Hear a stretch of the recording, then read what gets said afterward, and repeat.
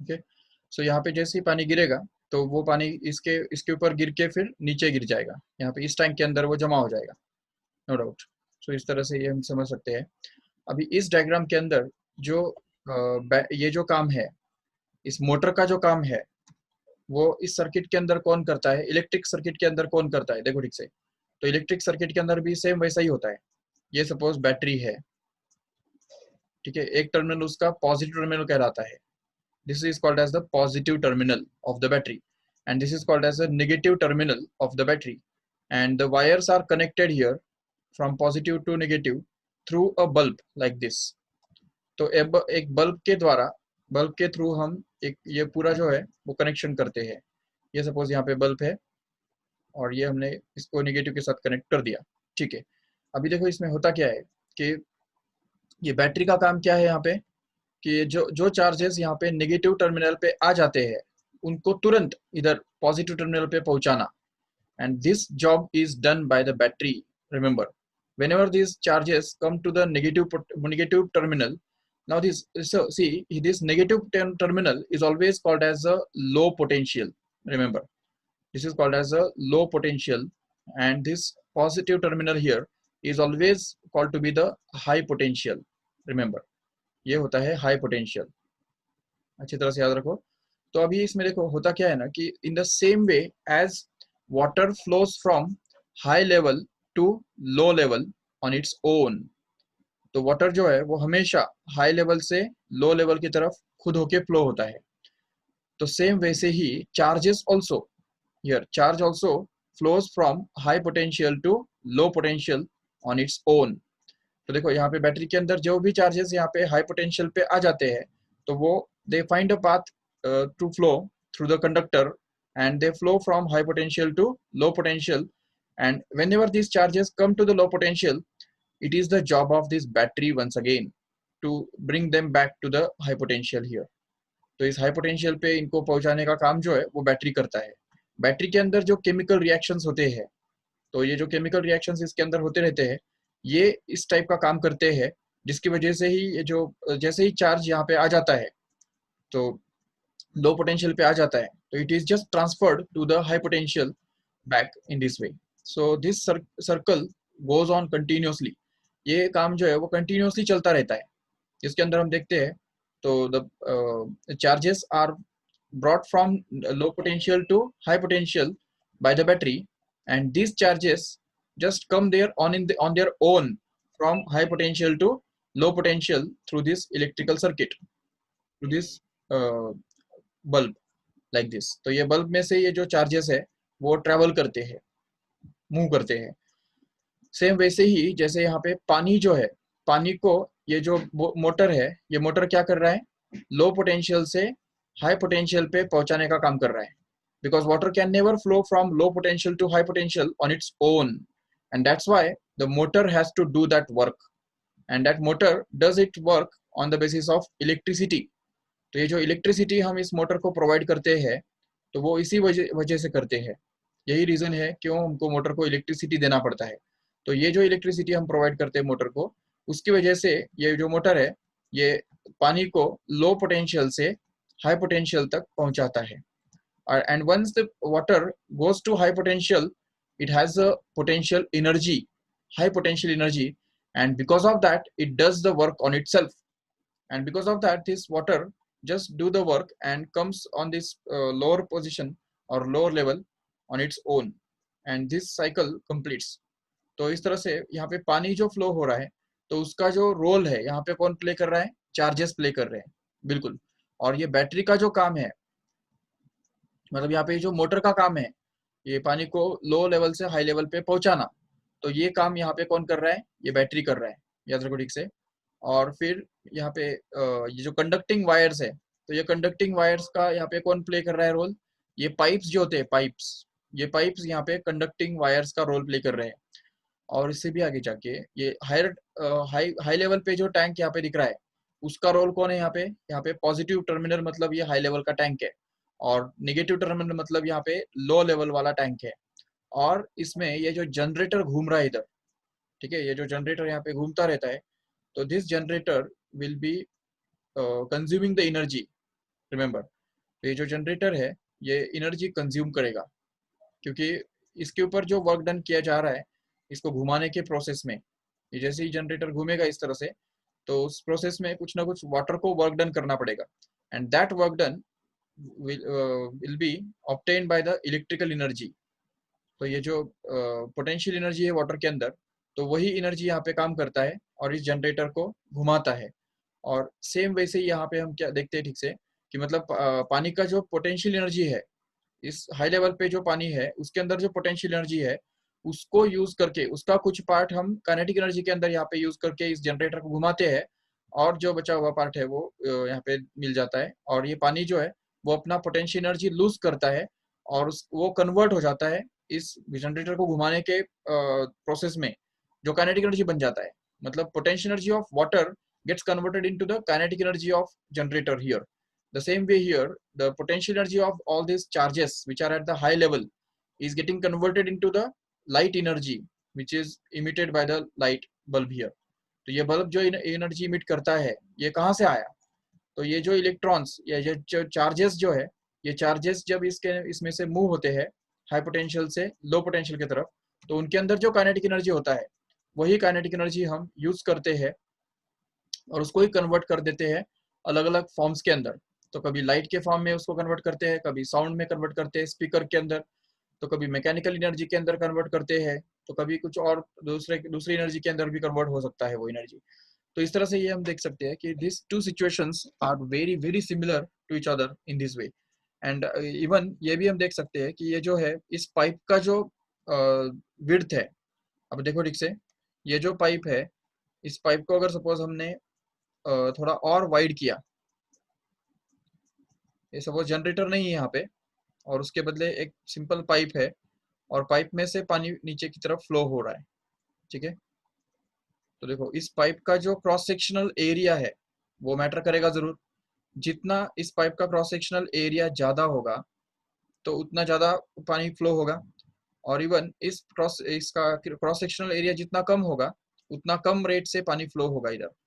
तो इसलिए ये एक बात, और दूसरी बात ये भी है ना कि ये जो पाइप का जो लेंथ है, तो लेंथ कितना जितना ज्यादा होगा तो उतना कम रेट से पानी फ्लो होगा, और जितना इसका लेंथ कम होगा तो उतना फास्ट पानी फ्लो होगा।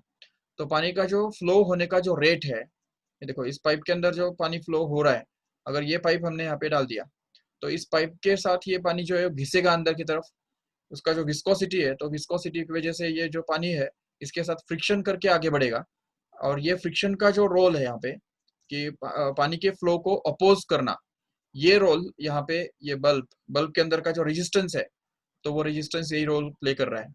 तो resistance always oppose the flow of current through it, in the same way as the flow of water through a pipe is opposed by the viscosity, remember, or friction in liquid, and this resistance depends directly on the length of this conductor। तो देखो यहाँ पे ये जितना ये length conductor का है, अगर मान लो ये कंडक्टर जो है वो अगर इस टाइप का है, स्ट्रेट है, तो उसका लेंथ उसका रेजिस्टेंस कितना होगा वो हम समझ सकते हैं आराम से। और अगर मान लो कि यही कंडक्टर अगर थोड़ा सा बेंड है, तो इस तरह से अगर ये कंडक्टर बहुत ज्यादा बेंड बेंड बेंड करके फिर यहाँ पे अगर पानी पहुंचता है, तो तभी भी यहाँ पे पानी पहुंचेगा नो डाउट, लेकिन इसका लेंथ बहुत ज्यादा होने की वजह से बहुत कम रेट से ये पानी यहाँ पे पहुंचेगा क्योंकि उसका लेंथ बहुत बढ़ गया। तो अगर सीधा अगर कंडक्टर है तो उसमें से फास्ट पानी फ्लो हो सकता है, लेकिन अगर टेढ़ा कंडक्टर है ऐसा, इसमें से अगर पानी फ्लो होने के लिए अगर हमने अलाउ किया, तो उस केस में क्या होगा कि पानी जो है वो ज्यादा अपोजिशन ऑफर करेगा या एक्सपीरियंस करेगा, और इसीलिए हम ये बोल सकते हैं the same thing happens in case of this electricity also। The resistance is observed to be directly proportional to the length of the conductor, remember, and this resistance is also going to be directly inversely proportional to the area of this conductor, area of cross section। अब देखो अगर suppose एक conductor ऐसा है जो बहुत पतला है, तो उसमें से बहुत कम रेट से पानी फ्लो होगा ऑब्वियसली, और उसी जगह पे अगर हमने एक दूसरा कंडक्टर लगा दिया जो थिक है, जिसका क्रॉस सेक्शनल एरिया थोड़ा ज्यादा है, तो ऐसे केस में इसमें से फास्ट पानी फ्लो होगा क्योंकि इसमें एरिया बढ़ गया। तो जिसका एरिया ज्यादा होता है तो उसमें से फास्ट पानी फ्लो होता है, इसका मतलब यहाँ पे उसका रेजिस्टेंस कम हो जाता है, और जिसका एरिया कम होता है तो उसके अंदर उसका अपोजिशन बढ़ जाता है। तो इसलिए यहाँ पे देख सकते हो कि resistance is inversely proportional to the area of cross section, and combining both of this we can say that this resistance actually depends on the ratio of length to area, remember, and the constant of proportionality here is called as specific resistance, remember. So this specific resistance, or it is also called as the resistivity, remember. So this is denoted by rho, and this resistivity will be denoted by rho, and it will be uh, the constant of proportionality in between this formula. तो इस formula के अंदर का जो constant of proportionality है वो होता है रेजिस्टिविटी, याद रखो इसके ठीक से। And this resistivity is the characteristic property of the material of the wire. ये जो वायर जिस मटेरियल का बना हुआ है उस मटेरियल का वो कैरेक्टरिस्टिक प्रॉपर्टी होता है। जब तक मटेरियल नहीं बदलता है, वायर का मटेरियल जब तक चेंज नहीं होता है तब तक ये रेजिस्टिविटी चेंज नहीं होगा, बिल्कुल। और जैसे ही सपोज अगर मटेरियल अगर चेंज हो गया तो ये रेजिस्टिविटी भी बदल जाएगा। तो two different conductors have different resistivities, but a single conductor, a single material always have the same resistivity. It doesn't depend on the length and area of cross section of the material. तो इसलिए जो resistance है, resistance depend करता है length के ऊपर, resistivity कभी नहीं डिपेंड करता है। Resistivity is constant, resistance depends on the area inversely, but resistivity never depends on the length. It remains constant. It depends only and only on the material of the conductor. ये जो है ये सिर्फ और सिर्फ material के ऊपर ही depend करता है। ये बात अच्छी तरह से याद रखो। मटेरियल का वो कैरेक्टरिस्टिक प्रॉपर्टी होता है, जब तक मटेरियल चेंज नहीं होगा तब तक ये रो चेंज नहीं होगा। It is called as resistivity, and this resistivity will be defined as the resistance of unit length and of unit area, and its formula is like rho is equal to Ra upon L, and its unit is ohm meter, remember. तो उसका जो unit है वो होता है ओम metre, याद रखो ठीक से। और इसी के साथ साथ ठीक है, तो ये हो गया। और इसके साथ साथ और एक कंसेप्ट हमको मिलता है जिसको बोलते हैं कंडक्टिविटी। रिमेंबर, कंडक्टिविटी मतलब क्या? The reciprocal of resistivity is called as conductivity, in the same way as reciprocal of resistance actually is called as conductance. तो reciprocal of resistance, conductance is denoted by G. So this conductance will be actually equal to 1 upon R, where R stands for resistance here. So resistance को अगर हम उल्टा करेंगे तो वो बनता है conductance. It can also be defined as the ratio of current to voltage. Remember, तो current to voltage जो ratio है तो इसको भी conductance कहा जाता है, और इसका जो यूनिट है तो वो यूनिट है mho, ठीक है। और उसको हम बोल सकते हैं ओम इनवर्स, ठीक है। इसको हम ओम इनवर्स ऐसा भी लिख सकते हैं आराम से, नो डाउट, रिमेंबर। तो this is all about the conductivity or conductance. Okay, so apart from this we have already also seen the microscopic form of Ohm's law in 11th standard. If you remember carefully, we'll see what is the microscopic form of Ohm's law. देखो होता क्या है कि इसके अंदर ना सबसे important assumption कौन सा है पता है? देखो सपोज एक कंडक्टर हमारे पास है, ये सपोज एक सिलेंड्रिकल कंडक्टर है,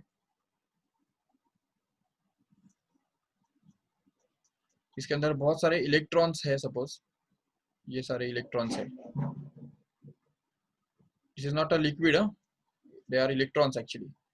और ये सभी इलेक्ट्रॉन्स जो है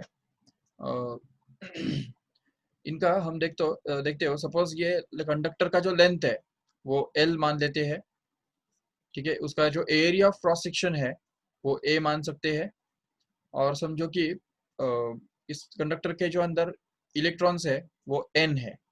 N is going to be the number of electrons. There is a concept of electron density. Do you know what is it? Electron density. It is denoted by small n. Remember always. So electron density मतलब number of electrons per unit volume. What is the volume of this conductor? Area into length is called as the volume of this conductor, and hence you can say that the electron density will actually be equal to number of electrons per unit volume. So this is the formula for electron density.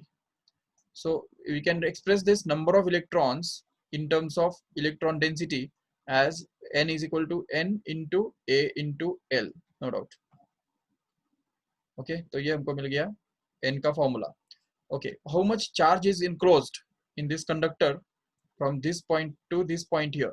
ये पूरे conductor के अंदर कितना charge enclosed है, तो उसके लिए हमको ये करना पड़ेगा number of electrons multiplied by electronic charge. एक इलेक्ट्रॉन के ऊपर कितना कितना चार्ज होता है, ई इतना चार्ज होता है, इसलिए ये पूरा जो है total number of N electrons वहां पे है, इसलिए टोटल चार्ज बनेगा ये कैपिटल एन इंटू ई, जिसको ही हम लिख सकते हैं n into capital A into small l into e. तो ये बन गया चार्ज का फॉर्मूला. और इस चार्ज को अगर हम टाइम से डिवाइड करेंगे तो इससे हमको मिलता है इस drift velocity. Remember drift velocity, what is it actually? It is the velocity with which the electrons move in the conductor. तो it is going to be q upon t. तो ये अगर हम करेंगे तो हमको मिलेगा n a l into e upon t. But as we can know that this l upon t is actually, देखो length of this conductor divided by the time taken by the electron to reach from this point to this point here will actually be the velocity of the electrons, and that's why sorry we can find out the current. Remember current is defined as the charge upon time. okay तो charge upon time को हम बोलते हैं current. तो इसलिए ये जो current है वो बन जाएगा एक्चुअली चार्ज जो कि n a l into e, that is to be divided by t. okay but we already know that this length upon time is nothing but the drift velocity of the electrons, which is the velocity of electrons moving from this point to this point here. तो इस conductor के अंदर जो electrons move कर रहे हैं उनका जो वेलोसिटी होता है तो वो वेलोसिटी हम उसको बोलते हैं drift velocity, and that is given by the formula, the symbol Vd. So we can express it in that way and get that this as n a into Vd into e. Remember, so this is actually the relationship between current and drift velocity. ये अच्छी तरह से हमको याद रखना है. So number of electrons per unit volume मतलब ही electron density multiplied by area into drift velocity multiplied by electronic charge. This is the formula for current. okay तो ये एक बात याद रख लो ठीक से. दूसरी बात ये है कि every electron here just experiences force due to the electric field inside it. तो यहाँ पे जो इलेक्ट्रिक फील्ड बनता है उसका इंटेंसिटी सपोज E है, तो इस E इंटेंसिटी की वजह से क्या होता है कि एवरी इलेक्ट्रॉन, हर एक इलेक्ट्रॉन जो है वो एक फोर्स एक्सपीरियंस करेगा, इस डायरेक्शन में एक फोर्स एक्सपीरियंस करेगा, and that force will be given by the formula force F is equal to charge into intensity. ये तो हमको पता है ऑलरेडी. तो इलेक्ट्रॉन के ऊपर कितना चार्ज होता है, E इतना चार्ज होता है, or that is multiplied by intensity. This will actually be the force acting on this electron, and this force produces an acceleration in the electron which is given by the formula force upon mass of the electron. So this will be the acceleration of electron which will actually be equal to E upon m, no doubt. So this is going to be the formula for the acceleration of an electron. okay due to this acceleration the electron just accelerates, but soon it collides with an atom coming in their path. तो यहाँ पे कोई atom suppose आ गया तो इसके ऊपर वो collide करेगा, फिर पीछे जाएगा, फिर वापस आगे जाएगा, फिर पीछे जाएगा, और कोलिजन करते करते आगे पीछे करते बढ़ेगा.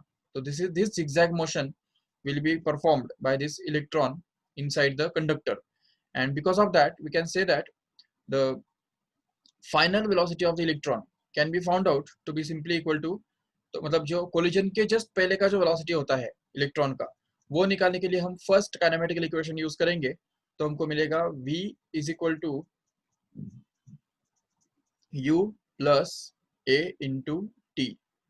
और ये इक्वेशन अगर हम सारे इलेक्ट्रॉन्स के ऊपर अगर अप्लाई करेंगे, सभी इलेक्ट्रॉन्स के ऊपर, तो और इन सब का सभी इलेक्ट्रॉन्स के ऊपर अप्लाई करके उसका अगर एवरेज वैल्यू अगर ले लेंगे, एवरेज वैल्यू, तो average velocity of the electrons in the right direction will be equal to the average value of initial velocity of all electrons here plus a to constant hai, a is the acceleration, it can be taken out, and the average value of time will also be taken here into consideration.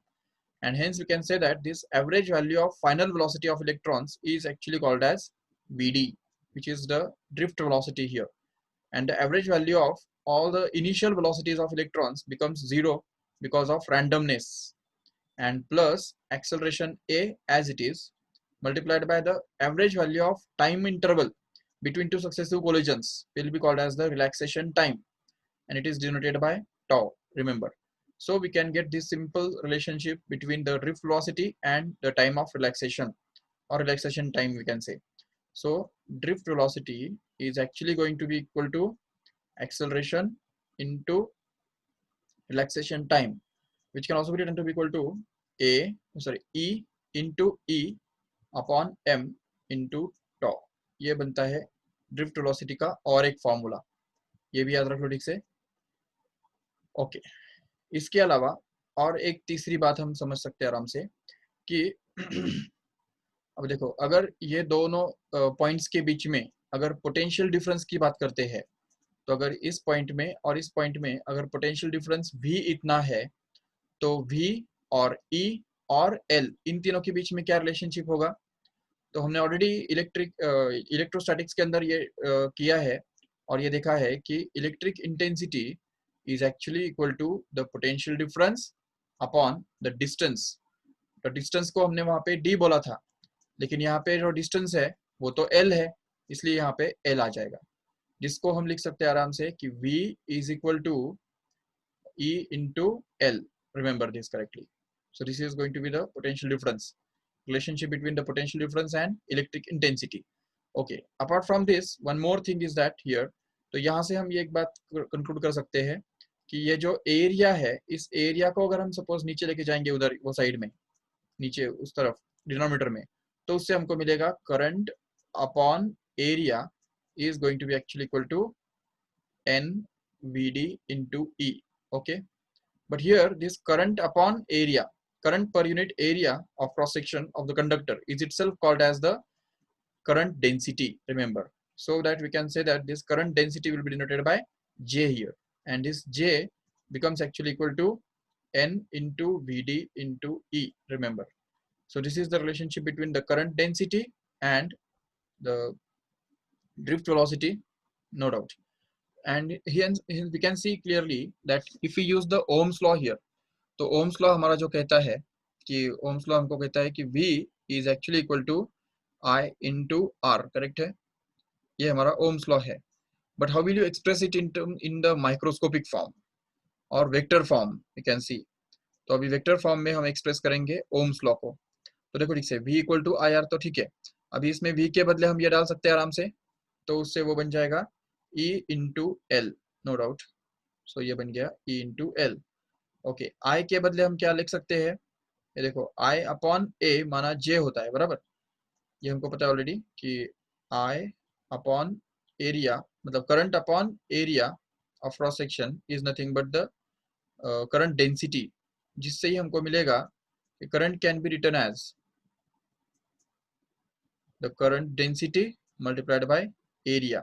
Okay, so if we write it here, तो current density के बदले क्या आ गया? यहाँ पे J into A आ गया, चलो ठीक है. और फिर R के बदले क्या रख सकते हैं, जो हमने ऑलरेडी अभी अभी देखा था कि R is actually the resistance which can be written as resistivity rho into L upon A, correct है. तो अगर ये सारे वैल्यूज हमने यहाँ पे डाल दिए, तो इसमें से हम देख सकते हैं आराम से कि ये जो है सबसे पहले L कैंसिल हो जाएगा, दिख रहा है ठीक से, फिर आगे जाके A भी जो है एरिया भी कैंसिल हो जाएगा बिल्कुल, और बचेगा क्या? तो सिंपली हम लिख सकते हैं इसको E that is intensity is equal to J मतलब करंट डेंसिटी, एंड बाकी क्या बचा, ये देखो ये रो मतलब क्या है यहाँ पे? Resistivity, remember. तो this is the resistivity. So this is actually called as the microscopic form of Ohm's law, remember, because what is the difference between a normal Ohm's law and the microscopic form of Ohm's law? We can see clearly V is replaced by E here, I is replaced by J here, and R is replaced by rho here. दिख रहा है ठीक से? तो यही इनके बीच में difference है. The voltage difference is a gross quantity which can be measured from external तो बाहर से भी हम मेजर कर सकते हैं। वोल्टेज ड्रॉप जो है वो इन दो पॉइंट्स के बीच में का जो वोल्टेज ड्रॉप होता है वो हम कंडक्टर के बाहर से भी मेजर कर सकते हैं यूजिंग अ वोल्टमीटर और anything else multimeter like that. And but this intensity here is a internal property because it cannot be measured from outside. बाहर से हम नहीं मेजर कर सकते intensity, it is a internal property, अंदर होता है वो। दूसरी बात ये देखो, current is again measurable from outside. Multimeter या मिलियमीटर यूज करके हम करंट मेजर कर सकते हैं बाहर से, but current density is a the quantity which is going to be different at different intervals. तो यहाँ पे अलग अलग पॉइंट्स पे अलग अलग हुआ करता है करंट डेंसिटी। तो इसलिए current is a measurable but current density is somewhat which is internal property. And again, resistance is a measurable quantity, it can be measured outside, but this rho is going to be the internal property, and that's why this is called as the microscopic form of Ohm's law. Remember, microscopic. It is also called as the vector form of Ohm's law. Why? Because see, everyone in this case is a vector, means this equation can be expressed in vector form. ये पूरा जो equation है वो हम vector form में लिख सकते हैं, देखो कैसे। तो इसमें यहाँ पे आ जाएगा E bar, E will be replaced by E bar which is a vector which is equal to rho, that is a scalar, but that is to be multiplied with J bar which is again a vector. तो ये देखो, तो intensity जो है, sorry intensity जो है वो एक वेक्टर है, करंट डेंसिटी भी एक वेक्टर है, even if current is a scalar but current density is again a vector, remember. तो ये एक बात है, इसको हमको अच्छी तरह से याद रखना है। Current density is a vector, still current is scalar. उसका रीजन ये है, चलो एक 2 मिनट के बाद मैं वो एक्सप्लेन करता हूँ, पहले ये हम देख लेंगे what is the vector form of Ohm's law. So this is called as the vector form of Ohm's law, remember.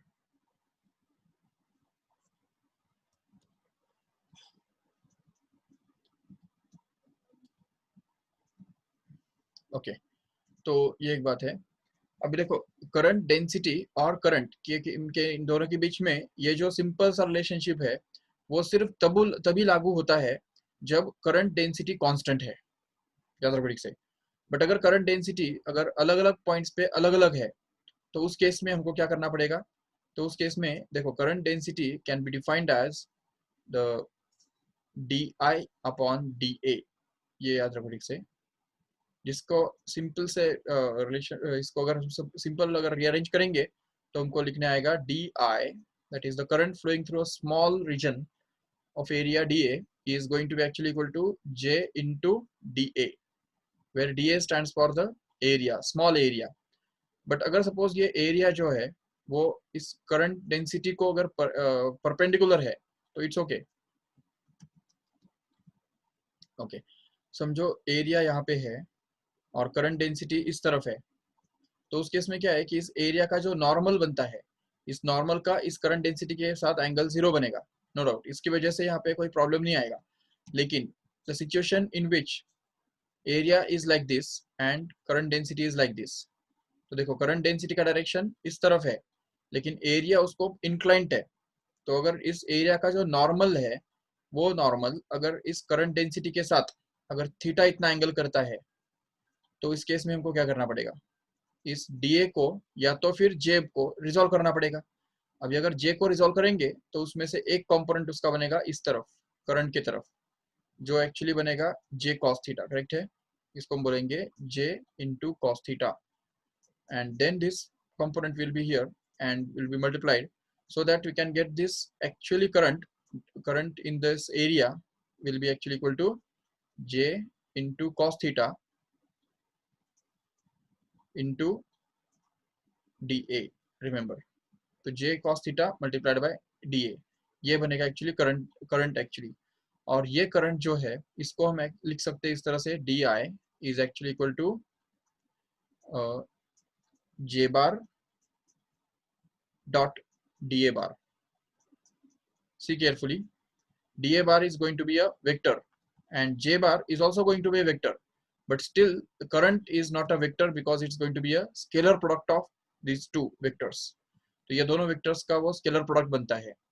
Even इससे भी आगे जाके अगर ऐसे ही छोटे छोटे अगर एलिमेंट्स है तो उसमें से टोटल करंट जो अगर हमको निकालना है तो उसके लिए हमको जरूर integration of J bar dot d A bar करना पड़ेगा।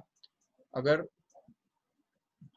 करंट डेंसिटी जो है वो हर पॉइंट पे अलग अलग है, ठीक है, if the conductor is divided into large number of parts, different parts, and the current density is different at different points, then we can see clearly that the total current in that region will be obtained to be simply j bar dot da bar integration of this. तो integration हमको use करना पड़ेगा उस case में, ये बात याद रखो ठीक से, ठीक है। ये सब चीजें हमने देखी। इसके अलावा हमने ये भी देखा था कि जब दो रजिस्टर्स अगर सीरीज में लगाए जाते हैं तो उनका एडिशन हो जाता है, इफेक्टिव रेजिस्टेंस जो है उनके एडिशन के बराबर बनता है। और अगर दो रेजिस्टेंसेस अगर पैरेलल में लगाए जाते हैं तो उनका जो इफेक्टिव रेजिस्टेंस है तो उसके लिए वही फॉर्मूला लगता है जो 1/RP equal to 1/R1 plus 1/R2। लेकिन सेल के बारे में भी हमने ये देखा था। देखो ठीक से, सेल्स अगर सपोज ये एक सेल है और ये दूसरा सेल है, तो ये दोनों सेल अगर हमने सीरीज में लगाए तो ये E1 एंड इसका EMF है E2, तो what will be the effective EMF of both of this cells combined together? It will be actually E1 plus E2. Remember, the effective EMF of these two cells will be E1 plus E2. But on the other hand, if suppose these two cells, okay, and one more thing, the internal resistance of this cell is suppose R1 and this one is suppose R2, okay, then we can see that these two cells when combined together, तो effective EMF जो है इन दोनों का, जिसको हम equivalent EMF बोलते हैं, तो वो equivalent EMF actually EMF E1 plus E2 बनेगा, नो डाउट। लेकिन इनका इफेक्टिव इंटरनल रेजिस्टेंस जो है वो कितना बनेगा, तो वो बनेगा R1 प्लस R2। रिमेंबर, तो दो सेल्स को जब हम सीरीज में जोड़ते हैं और उनके डायरेक्शन सेम डायरेक्शन में होते हैं, both of the cells are trying to send the current in the same direction, in this direction here. So in this case we can see that the EMF, equivalent EMF of the two cells will actually be equal to E1 plus E2, and the equivalent internal resistance of these two cells will be actually equal to R1 plus R2, remember. But on the other hand, if the same two cells are just reversed in direction, suppose एक cell इस तरफ current flow करने के लिए try कर रहा है और दूसरा सेल जो है वो उल्टे डायरेक्शन में करंट सेंड करने के लिए ट्राई कर रहा है, तो both of these cells can be replaced by a single one whose direction is in the same direction as that of bigger one. तो अगर यहाँ पे ये जो है वो 10 वोल्ट का एक सेल है और यहाँ पे एक 7 वोल्ट का एक सेल है, तो इन दोनों का जो है सब्सट्रैक्शन हो जाएगा और यहाँ पे एक बचेगा ऐसा सेल जिसका डायरेक्शन सेम उतना ही होगा, सेम वैसा ही होगा जिस डायरेक्शन में ये 10 वोल्ट का सेल करंट सेंड करने के लिए ट्राई कर रहा है। तो इसका मतलब इसका जो डायरेक्शन है वो ऐसा बनेगा, देखो, and this will B of 3 volt magnitude. तो इसका जो इफेक्टिव EMF है वो 3 वोल्ट बनेगा और वो इस 10 वोल्ट के सिमिलर होगा, दिख रहा है ठीक से। तो ये बात हमको समझनी है। तो in general if suppose these two cells are having the EMFs like suppose 3 E1 and E2 respectively,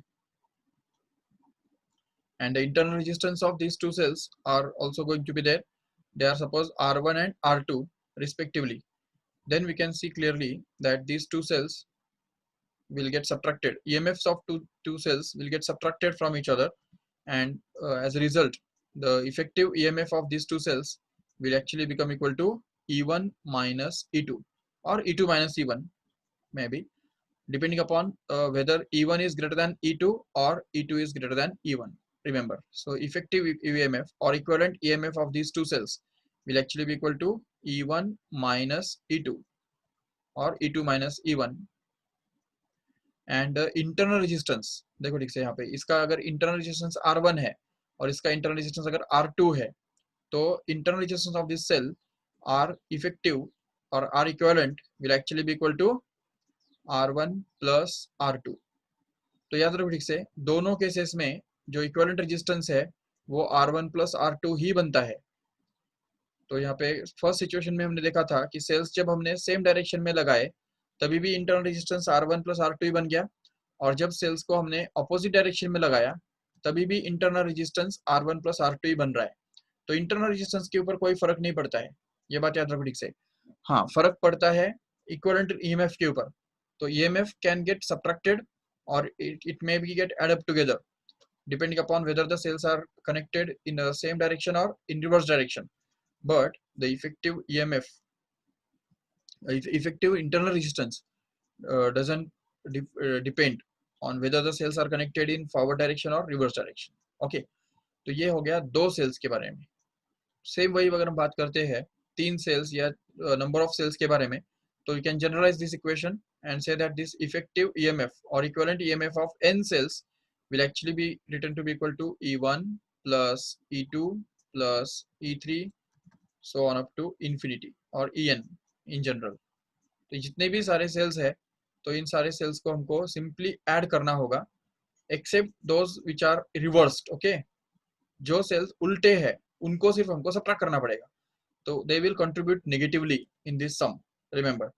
And the internal resistance, the effective internal resistance or equivalent internal resistance can be obtained to be equal to the sum of internal resistances of all these cells connected in series combination here. So R equal to R1 plus R2 plus R3 plus data up to Rn. Remember, this is the formula for finding the internal resistance of effective combination. चलो ठीक है, ये तो हमने देख लिया. अभी आगे जाके देखेंगे कि अगर सपोज सेल्स पैरेलल में लगते हैं तो क्या होता है, और उससे भी आगे जाके ये देखेंगे कि पैरेलल में जब सीरीज और पैरेलल का कॉम्बिनेशन होता है तब क्या होता है. This will be important. So see, if suppose the two cells are connected in parallel, this is the first one of EMF E1 and internal resistance R1, and there is another cell which is connected like this whose EMF is E2 and internal resistance is R2. Okay, and suppose that this combination is used to send the current through an external resistance like this. Okay, तो ये अगर combination हमने use किया एक external resistance में से current send करने के लिए, तो if suppose we want to find out a EMF and internal resistance of a single cell which can replace both of these cells together, तो ये दोनों सेल्स का इफेक्टिव EMF कितना होगा वो हमको ढूंढना है, या इसको इक्विवेलेंट EMF भी बोल सकते हैं, और उस सेल का इफेक्टिव इंटरनल रेजिस्टेंस कितना होगा वो भी हमको यहाँ पे ढूंढ के निकालना है. तो उसके लिए सिंपल सी बात हमको करनी पड़ती है. Effective EMF is given by the formula, देखो ठीक से, its numerator will be occupied by E1 upon R1 plus E2 upon R2 divided by 1 upon R1 plus 1 upon R2, no doubt. And in general, if suppose we have n cells connected in parallel like this, so suppose we have this first cell which is connected to another one, which is again connected to another one, which is again connected to fourth one, and all these cells are connected in parallel to each other, and there are large number, and this combination is used to send the current through an external resistance here like this, suppose R. So now how will you find an equivalent EMF of this system? So see here, in this system, suppose these cells are having the EMFs, like the first cell is having the EMF E1 and internal resistance R1. The second one is having the EMF E2 and having the internal resistance R2. The third one has internal EMF E3 and internal resistance R3, and E4 and R4 like this, and so on up to N. Okay, so if suppose we make this circuit to be equivalent to another circuit which contains the same resistance, and this all these cells combined together is replaced by a single one. तो एक ही cell इनके सबके बदले अगर हम replace करना चाहते हैं जिसका इफेक्ट EMF जो है वो E इक्विवेलेंट होगा जो हमको ढूंढ के निकालना है, और इसका जो इंटरनल रेजिस्टेंस है वो सपोज आर इक्विवेलेंट होगा, वो भी हमको ढूंढ के निकालना है सपोज। तो उसके लिए क्या हमारे पास फॉर्मूला आएगा, तो वो देखो ठीक से। तो देखो दो के लिए तो हमने देख लिया, ठीक है ना। दो के लिए हमने क्या देखा, देखो अगर दो सेल्स हमारे पास है और वो अगर हम पैरेलल में लगाते हैं तो उन दोनों का इक्विवेलेंट ईएमएफ कितना बनता है, तो ये देखो इतना बनता है, ये फॉर्मूला से वो दिया जाता है। और equivalent EMF, sorry equivalent equivalent internal resistance कैसे भी मिलता है, तो उसके लिए हमारे पास फॉर्मूला है 1/R equivalent is going to be actually equal to 1/R1 plus 1/R2. Remember correctly.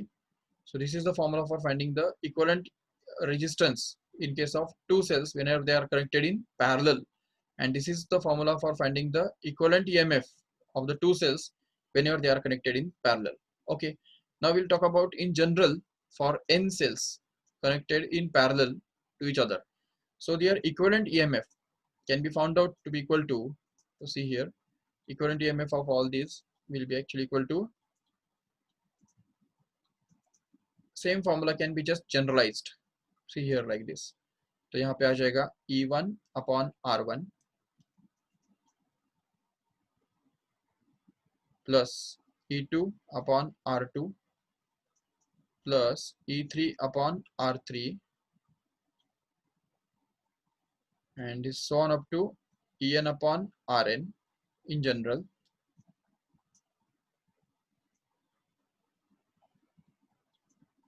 which is to be divided by 1/R1 plus 1/R2 plus 1/R3 and so on up to 1/Rn in general. Okay, तो ये पूरा हमको मिल जाएगा आराम से. This will be the formula in general for n cells. And what about the equivalent EMF resistance, internal resistance?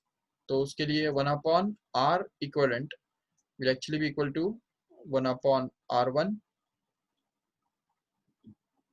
plus 1/R2 plus 1/R3 and so on up to n.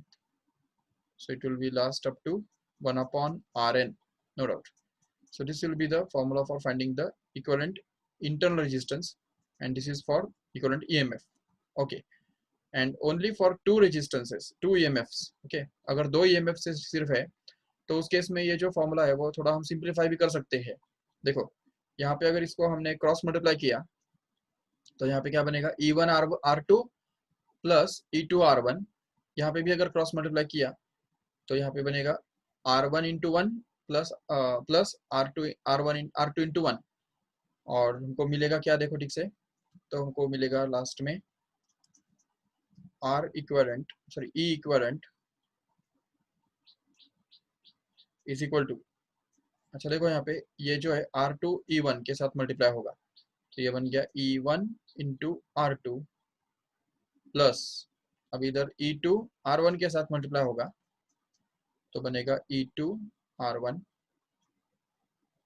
that is to be divided by R1/R2 actually, but that R1/R2 will just get cancelled with this R1/R2, which is there going to be there in the denominator also, and it will be divided by R1 plus R2 directly, because whenever we solve this, R2 into 1 plus R1 into 1 becomes R1 plus R2 upon R1 into R2, तो ये R1/R2 यहाँ पे cancel हो जाएगा, और ये हमको formula मिलेगा for the equivalent EMF whenever the two cells are connected in parallel to each other.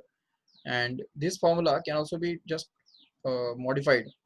तो ये जो फॉर्मूला है इसको भी हम मॉडिफाई कर सकते हैं आराम से, क्योंकि एलसीएम अगर लेंगे यहाँ पे तो ये भी R1 plus R2 upon R1/R2 बनेगा, जिसका रेसिप्रोकल करने के बाद हमको मिलेगा R इक्विवेलेंट, जो कि simply R1/R2 upon R1 plus R2 ये बनेगा.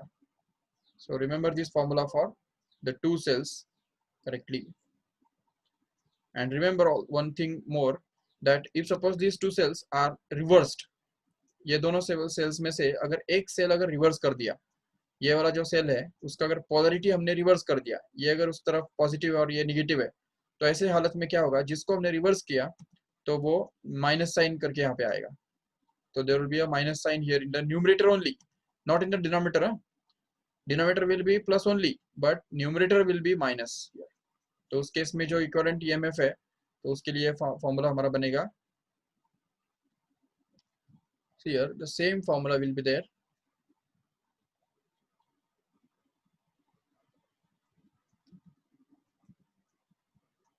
Only the thing is that the minus sign will be there in the numerator. Okay, तो ये देखो यहाँ पे सेम फॉर्मूला, सिर्फ यहाँ पे माइनस साइन आ जाएगा, न्यूमरेटर में सिर्फ माइनस साइन आएगा, डिनोमिनेटर में नहीं. So this will be the formula for finding the equivalent EMF of the two cells whenever they are connected in reverse order, like not like this but reverse order. ठीक है, in parallel only.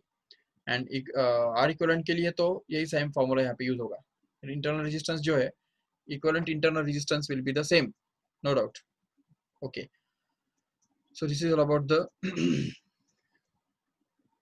internal resistance and the equivalent EMF in case of the series and parallel combination. चलो ठीक है, तो आज का lecture हम यहाँ पे स्टॉप करते हैं. So let us continue the tomorrow next lecture. अच्छा, और एक बात कि नेक्स्ट टाइम कल के लेक्चर में मेरा लेक्चर नहीं होगा, महेश सर का लेक्चर होगा. महेश सर आपका इलेक्ट्रॉन्स एंड फोटॉन्स, सॉरी कौन सा, ड्यूअल नेचर ऑफ लाइट. ठीक है, तो वो चैप्टर स्टार्ट करने वाले हैं, तो जस्ट एक बार रिवाइज करके रखो ठीक से, dual nature of light. Okay, तो हम ये जो चैप्टर है करंट इलेक्ट्रिसिटी, वो हम नेक्स्ट वीक में कंटिन्यू करेंगे मोस्ट प्रॉब्ली. तो चलो ठीक है, bye bye. Thank you sir. Thank you sir. Okay, thank you.